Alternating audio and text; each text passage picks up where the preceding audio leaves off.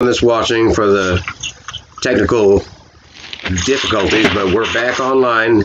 This is Jeremy Abrams with the Boot Hill Sports Network, and I'm live with Coach Goo, Dom, Coach G, whatever you want to call him. And we were talking about the high points of the big win last Friday night against Malden. Coach, in the second half, how did it feel to put those youngins, if you want to say it in a southern way, the kids, the sophomores and freshmen, into the game that made an impact? I think it was good. I think it was good for them. We need to get those guys in as much as we can and play JV games. They work hard, and we're rostering almost 40 kids right now, so we need to get these kids in as much as they can so they're ready for when it's their time. Well, I know I got a lot of feedback and impact text messages and Facebook messages about basically the parents of the kids that got into the game and made an impact. And I don't know how many of them have reached out to you, but they've reached out and said they were so happy to see their kids get into the end zone or play or make a tackle or anything. I mean, it's good. It's good to get those kids in, and they have a good time, and they deserve it. And I think the big thing when it comes down to it is we want to play in the moment and win the games in the moment and game plan in the moment. But we're also preparing ourselves to set us up for a good future. And we have a lot of freshmen and a lot of sophomores. Yeah, and this is the team that we talked about. I remember last year we talked about this, how dominant they were at the middle school level. So now they're all coming up. It's like having a really good minor league system in baseball. And we played a JV game on Monday, and those kids, they lost 14-12 to Kennett. And a lot of those guys was their first time playing kickoff or kickoff return, and because they did special teams, and I think they did really well. And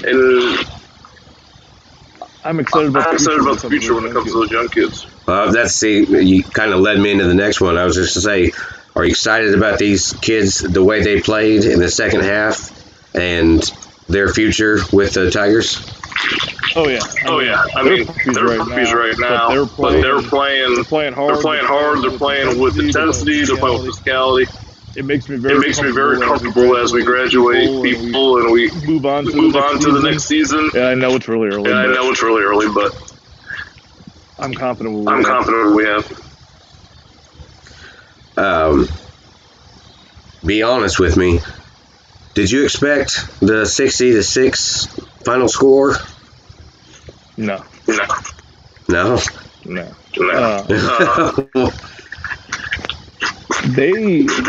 I wasn't expecting our boys to go out there and be that physical. They were very physical. That's right. They put a big old smile on my face of how physical they were. And not just the big hits, but we're talking the offensive linemen with the pancakes and running hard and finishing runs and the wide receivers blocking. Yes. Which we must have a blood moon coming if wide receivers are blocking. That's not something you always see in high school football, and when you do see it, but it works to perfection when it happens. And I've been covering football for 20 years, high school football for 20 years, and I think that this is some of the best blocking downfield I've ever seen by wide receivers. Coach Trees. If you need a wide receiver to block, you need to clone Coach Trees and get him out there with those guys. I believe that. 100%, I believe that. Fine, but you can clone your own. All right, before we get to this week's game, and it's not a personal question, but just something that might be touchy to some coaches. And I just want to know, like I said, I've been covering high school football for 20 years, and I don't agree with when they say running up the score. Do you feel like running up the score is a real thing? Like, are you trying to push it on it? Because I don't feel like you should tell your kids to stop. Like, you can't tell your kids, don't run. Especially running, but don't pass. I just wanted to know your opinion on that, or the whole running up the scoreboard thing. Now.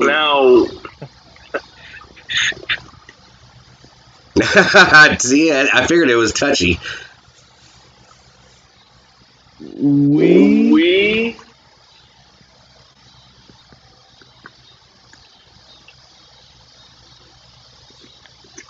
You don't have to be a jerk.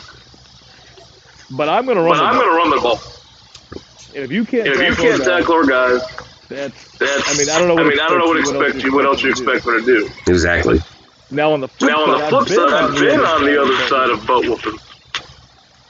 But those guys ran the ball, and if we can't tackle them, that's on us. Exactly. Yes. Now, if you're an air raid team, you're throwing fades.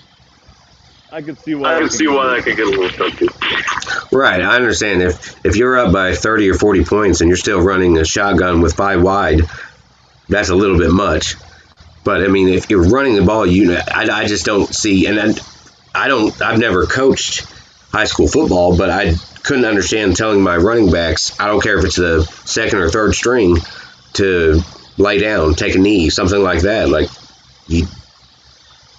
I don't know how you feel about it. Put your depth in. I'm not telling those guys not to score. Like, right. They work just as hard as everybody else. They're going to score if they have the opportunity. But I'm also not going to throw fades and whatever when we're up by 56 points. Well, see, I'll ask you this, because this is one of my favorite memories of the late, great Coach David Gilmore. Did you ever get to meet him? No, I never had the pleasure. Okay, well, he coached for Hayti in Caruthersville, and I got to cover him for several years. I remember there was a game he was playing Sykeston, and the coach of Sykeston called a timeout and came all halfway across the field and said, "David, I got a long bleeping memory." Well, it upset, and the Tigers were up by about 50, but they weren't passing the ball or anything. So it upset Coach Gilmore, and he looked at his quarterback, and he said, and they were at the 34. I'll never forget it. And he said, "You throw a pass right over the middle to," which was his best wide receiver at the time. And sure enough, next play, touchdown. And Coach Gilmore called a timeout, walked halfway across the field, and he said, "Hey, I got a long bleeping memory too." Is that anything you've ever been involved in? No comment. That's not fair. That's not fair at all. I hold a grudge. Okay, so to the fans out there that are watching, the answer was yes, that has happened. Now, I'm fortunate that I have assistants that can calm me down pretty quick. Oh, yeah.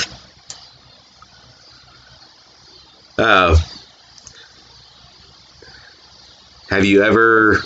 let me ask you this before we get into next week's. How many personal flags have you got on you in your history? 4? As a player, like 3 or 4. No. I'm talking as a coach. Oh, just one. That can't be right. I'm smooth. As much as I like you, I don't know that I can believe that. See, here's the deal. Okay. And you can ask Kevin Ellis. Kevin Ellis and I are boys now. I tell him before every game, don't take it personal. I'm going to yell at you for the kids. Right. So you're going to stick with just one? I know I'm going to get flagged again. Well, I figured that, but just the fact that you say you've only had one as a head coach. Now, remind you, I've only been head coach for one season. Well, I'll mind you, right behind me over here, I've got 2 yellow flags. I'll throw one on you if I have to, just to increase that number. Now, the kids want me to get one so I can run again. Oh, is that the deal? You got to run? I ran for mine last year. Thanks, Brian Gunnels. Once again, Brian Gunnels, I hope you're watching. Because you realize no matter what you do, next time he's there, you're getting one.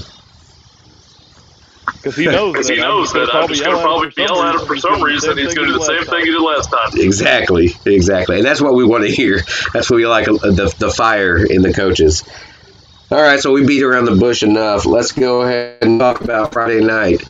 Have you done much video on Park Hills? Yeah, we've watched.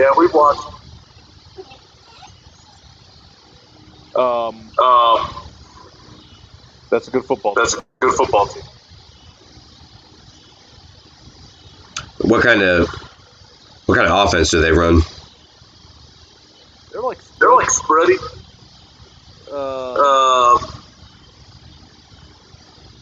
They have a kid. Who's pretty damn football player.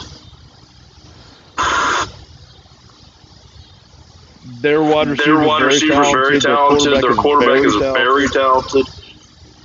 I mean, this is an All-Star 3 state finals last year.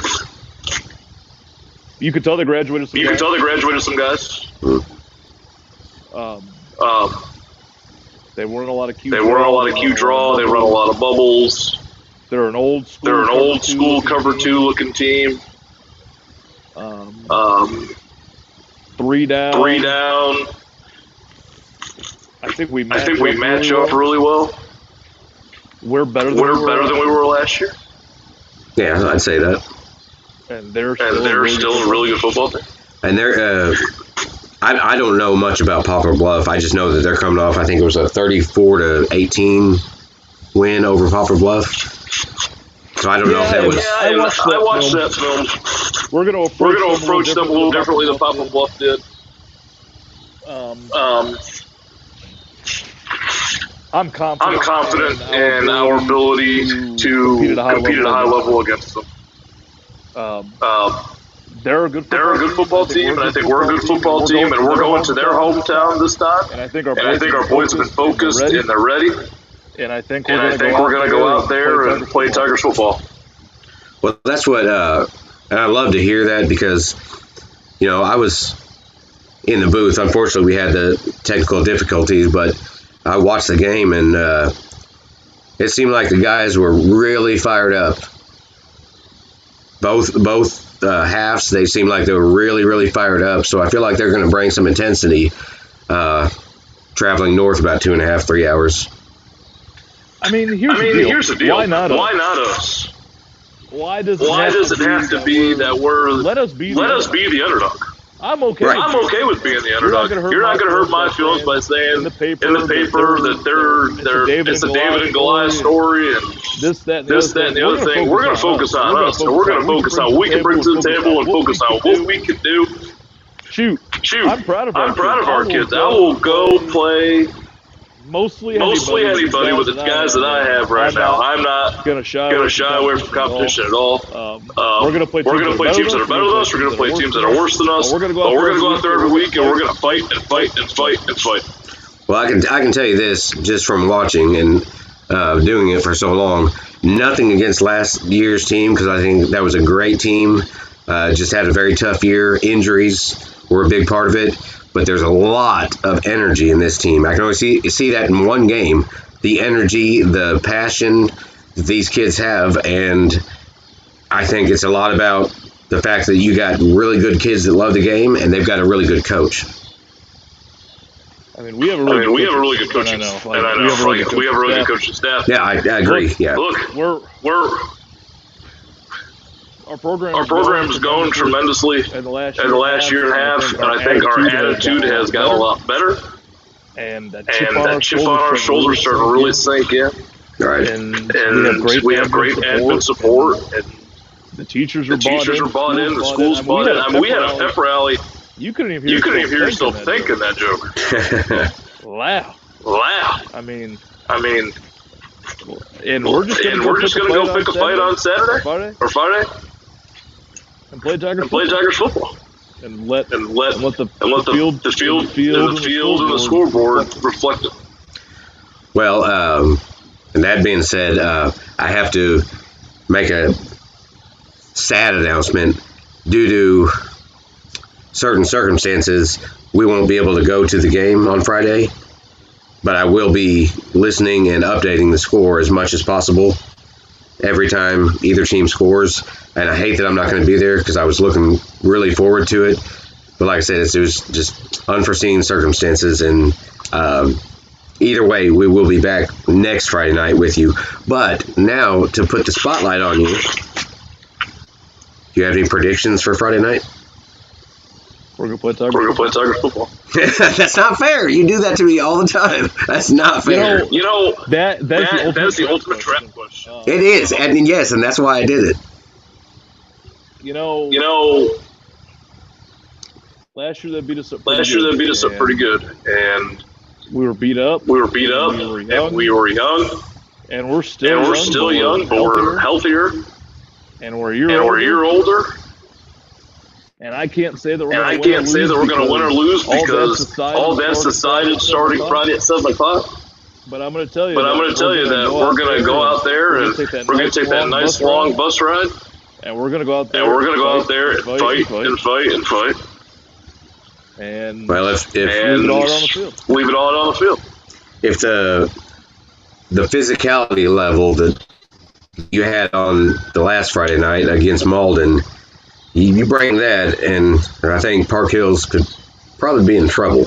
And I don't care if they see this and hear this. I hope they see it because, like I said, I know a lot about high school football, and the team you have on the field that I saw Friday night, that's a very physical team. To hold a team to 6 points and to score 60 points, that means you got it going both ways, offense and defense, and even the special teams looked great. So I'm not saying, I'm not trying to jinx you, but I like your chances. We made some tweaks. What kind of tweaks? On special teams this week. Okay.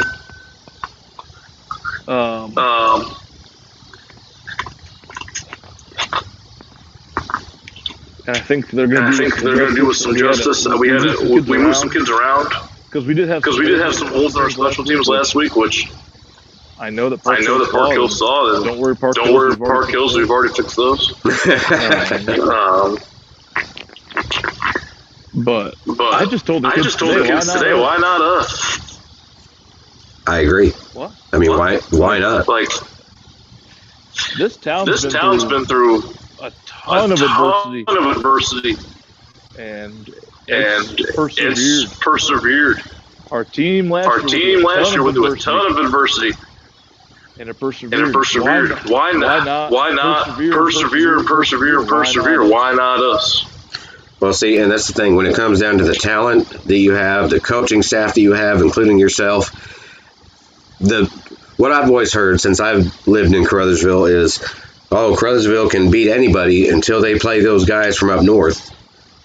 That's not the case. It comes down to the talent and the love of the game and the coaching staff. I mean, you got great players on your team. I know that. You got a great coaching staff.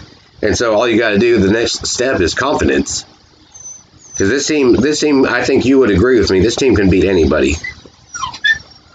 We can compete with anybody we put on the field. Yeah, right, and I 100% agree with you. I think. So what's the... Go ahead. No, go ahead. No, I was just going to say, so you guys are going to be leaving probably, Friday morning? We're going to leave at 2:30. Okay, so Friday afternoon. Without giving... These kids need those classes. Yeah, that's right. Just because it is one of those northern teams around St. Louis area that are supposed to be big wigs when it comes down to the Boot Heel area and south, what kind of advice do you give to them to keep their confidence up playing a much bigger school? Don't even worry about. We should not have an ounce of us that's worried about what Park Hills is doing. We have to play. And again, we got to play Tiger football. Just play football. When it comes down to it, it's us against them. And if we're worried about what they're doing on their sideline and go out there, do your dang job, and let's call it a day. That's right. Go out there, just punch them in the face and prove that the smaller guys from the Southeast can compete with anybody. Because I've seen it done. Look, I'd rather have a... I like my Boot Hill football team. They got that grit to them. Yeah. Yeah, and I think that's why one of the many reasons the community has taken a love for you and the way that you coach the team. And I've talked to some of the players, and everyone I've talked to really respects you, honors you, and they're going out there and they're going to put 48 minutes into every game. I think the big thing is we have to put the time in for them. Right. Like, we can't be successful with that. And am I hard on them? Yep. But will I fight for them? 110%. I've seen it, and I don't care what it is. Well, anyone that's watching, if you haven't seen it, I can agree. I've watched it several times. This coach fights for his players, and that makes a big difference as far as the players' momentum and just the encouragement that you give them when you know, or when they know, you got their back. And when push comes to shove, my job is to put the best 11 on the field, staff the right way, make sure we're organized, let my coaches coach. But when a push comes to shove, it's our job to lead these kids and show these kids how to take care of each other. And we need to show them that we care about them, and we care about what's going on, and we're going to hold them accountable, even if they don't like it. But people who don't hold you accountable don't care. Envy is the thief of joy, and we need to worry about what we do.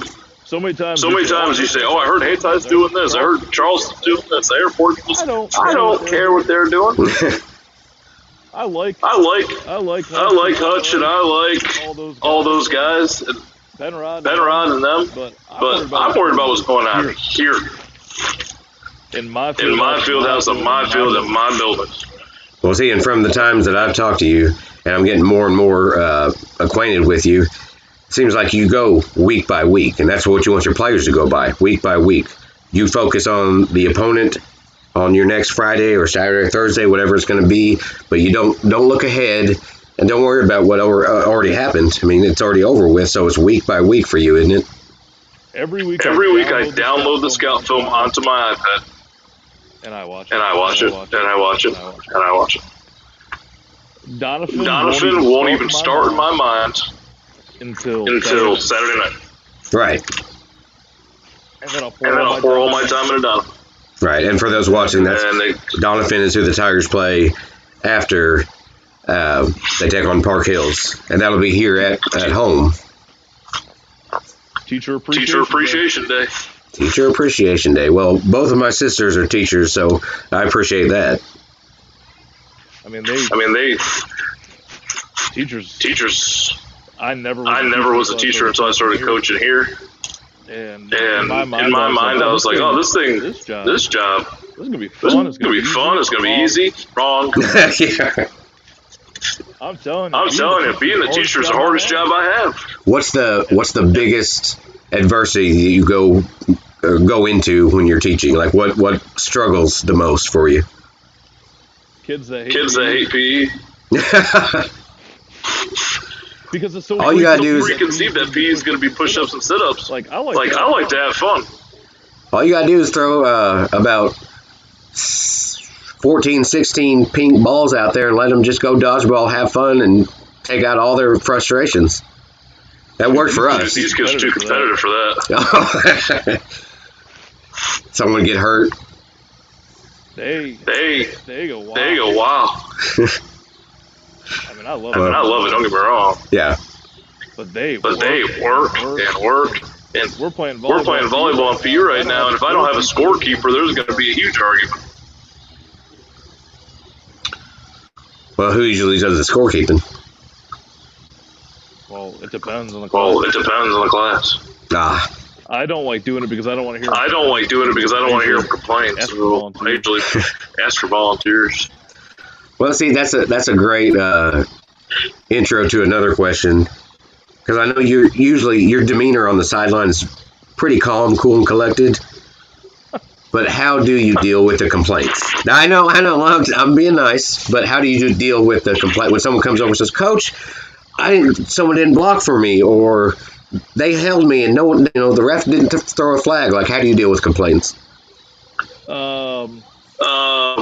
Last year they learned that I don't deal with them well. It's usually do your damn job. Yeah. And that's pretty much it. Well, and not to call you out, but when I was right behind you, behind the fence when we had our class reunion, I'm pretty sure I heard you tell one of the kids, "If you don't want to do your job, get off my field." Is that something you might say, or did I misunderstand you? No, that was right. Yeah, that's what I figured.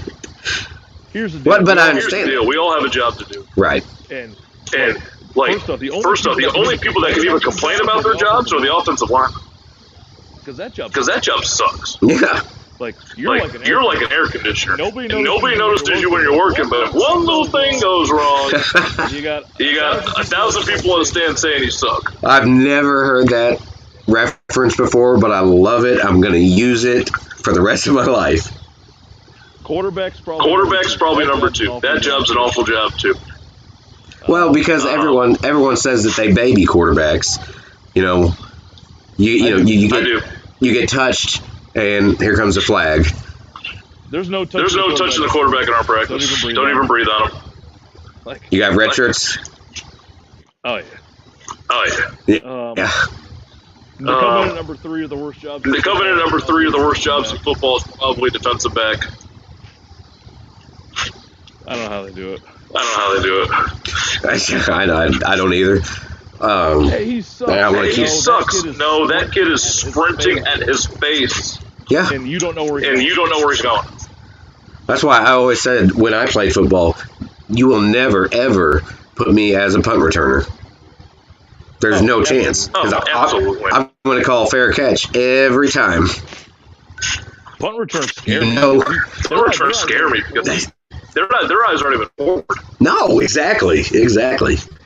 And you can hear footsteps. And I'm tell you one thing, I was blessed to be a fat guy. I knew that was where you were going, but I was going to wait on it. You're not a fat guy. You're just a big guy. Thanks. You're a football guy. Thanks. Just tell the kids that. I will. Invite me to practice. I'll let them know that. You're welcome. Come on down. But it's yes. If you don't want to do your job, then yes, you quote him right. Then leave. And the reason I say it that gruff that day, I know exactly what you're talking about. Was because everybody's out there working, and you got bloody lips, cut up arms, and all this stuff. And then one kid comes off and he's complaining about somebody. If you're gonna complain about somebody else on your team, you don't care about that man. Right. This year I haven't had to say that because they care about each other. They enjoy spending time with each other. They're like just friends all the time, and sometimes it gets agitating. Like, hit them. It's a practice. But that's a great thing, though, to have that camaraderie between teammates. Yes, that's a great thing. Oh, it's awesome. But I haven't heard it this year at all, and I really enjoy it because that means they care about each other and they understand each other and they have empathy for each other, and they're all hands on deck.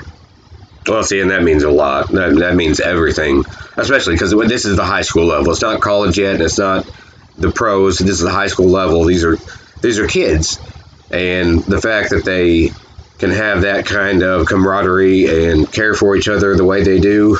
And I've seen it on the field. I mean, it's only been one game, but I've seen some practices too. And you're exactly right.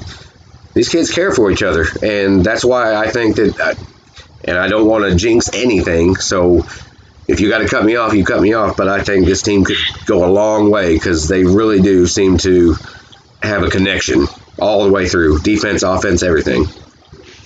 One thing you learn about me, Jeremy, is I don't believe in luck. Okay. Luck is what you wish people that don't work as hard as you. Right. Okay. We control our own destiny. We control our own luck. We started writing our destiny this summer when lifting and summer practice were happening. The season is a fruit of our labors. Championships are won when the bleachers are empty. See, once again, I'm just going to have to quote you because you're giving me just pure gold. I stole. That's a great thing to say from a coach. Yeah. Well, Coach, I'm not. It's true. I mean, it is. They right now we're earning the fruits of our labor. And if we didn't work hard enough for the summer, we'll find out here pretty quick. Well, you're 1-0 for a reason. You had a huge win for a reason. I got to watch it, loved it. Unfortunately, didn't get to call it because of the technical difficulties. And I cannot wait to see what happens Friday night against Park Hills. And then when you return home next Friday, and that game is against Donovan, I believe, right? Yep. Cannot wait. Coach, I want to thank you so much for joining us once again. We love the Dom Show Wednesday nights on the Boot Hill Sports Network. You're always so cooperative, very talkative, which is a great thing, because so am I. And just an overall great coach. And I just know the community, the kids, and all of us love you and root you on and wish you the best of luck Friday night against Park Hills. Thank you. I appreciate it. Well, Coach, thank you so much again, and we'll see you soon. Yeah, coming up. Yeah.